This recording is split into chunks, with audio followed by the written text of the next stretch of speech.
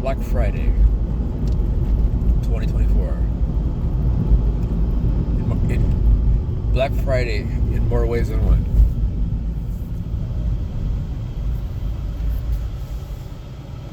I think it's 20. What is it? 30th. November 30th. So Tuesday morning, let my kitty cat out. Last time I saw her, Tuesday morning. Probably last time I ever see her.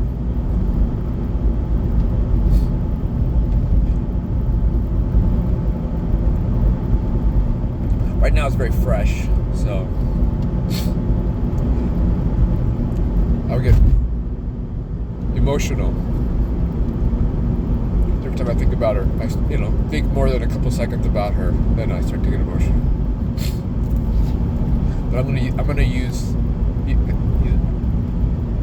this like a gift.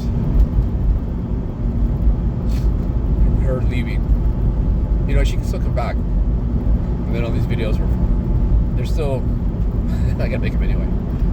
But she can walk back anytime. When I was a kid, we had this one black cat. I don't remember what we called it or anything, but it went missing for like a month. It went missing. Or 3 weeks. I don't know. It was a long ass time. And I think that the same day we were gonna go get another cat, it showed up. It was like super skinny. Like it had been trapped somewhere, and it hadn't been able. I don't know how cats can survive a long time without food and water somehow, especially food. But it came back with its ribs showing and everything like that. So I know that's possible, but probably not probable.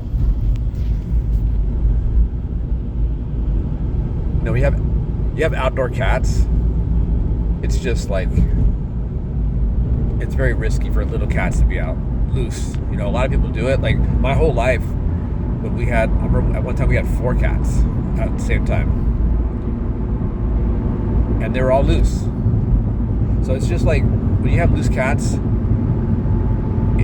if they make it a certain amount of time, then they're probably gonna be okay. But like a month, but kitty cat didn't even make it a month because it's going to be a month, I think, tomorrow.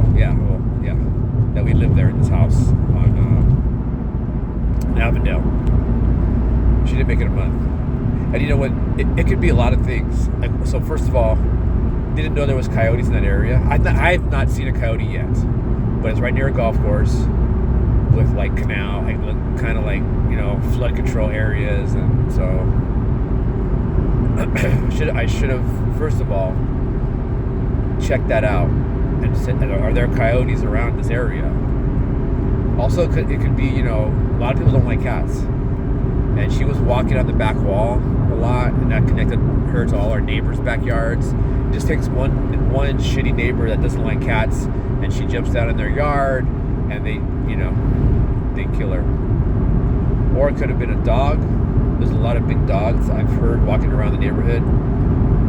She could have gotten somebody's yard like that, and the dog got her. Somebody could have kidnapped her and said, "Well, what a beautiful cat. Let me take her home." Who knows, right? But I spent a lot of time with this cat, kitty cat. We got her when we lived at Sierra Grande. I always forget what it's Sierra Grande or Sierra Vista. I don't know. Got her when we lived there, and she was mostly. And I can't even remember that apartment was so small. It was less than 500 square feet, and she was inside most of the time. Like we never let her. We did let her run loose, but we were always with her, watching her, walking with her. And there was hella coyotes in that neighborhood. We could not let her be loose there. And then also, we moved next door to the Charleston, same neighborhood, so she couldn't be loose there either. And she was like a captive in that apartment. She spent her whole life on the balcony watching people. We were a third floor right above the main entrance of the complex, so she could watch everybody walk in, walk out, watch all the dog fights that happened. And we would fight. She loved for me to go out there on the balcony and fight with her. She would carve up my hand real good. And we lived at the Charleston. Like every day when I would come home after I got up from work, she would, if I laid on my bed, she would lay on my chest for like 5 minutes. So that was cool. But when we got to the Palm Court, you know, we didn't let her run loose the first couple months. We lived there so we moved in there mid-September, and she was inside mostly until in January when we got little boy. And then she wasn't having it, didn't like him, attacked him with Jessica holding him. So then we had to kick her out. And let's say February 1st, kicked her out. So she was loose at Palm Court for how many months? 10 months. And she went missing a couple times for like a day. One time somebody had her in their apartment.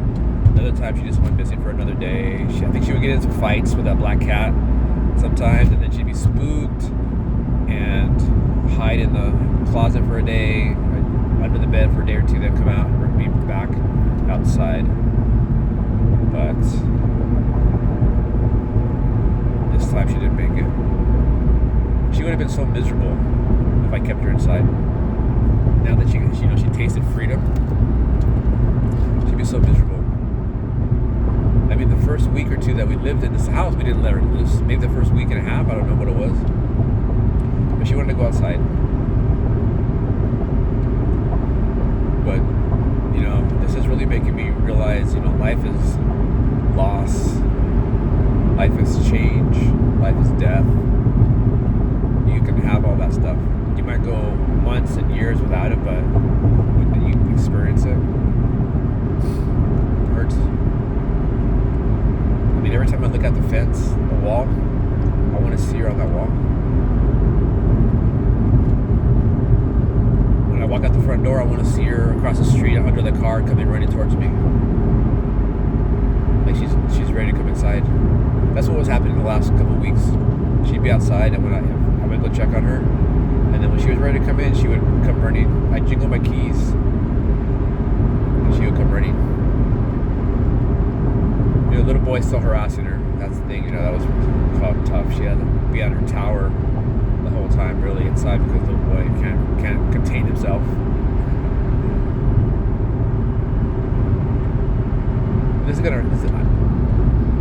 I feel like this is gonna hurt me like the rest of my life a little bit. It's gonna be like there's a poem about grief. It's like having a rock in your pocket. And most of the time, the rock is fine in your pocket, but sometimes the way you turn or it turns, it jabs you a little bit. So that's how it's going to be, I think. Whenever I see cats, I'm going to think about her.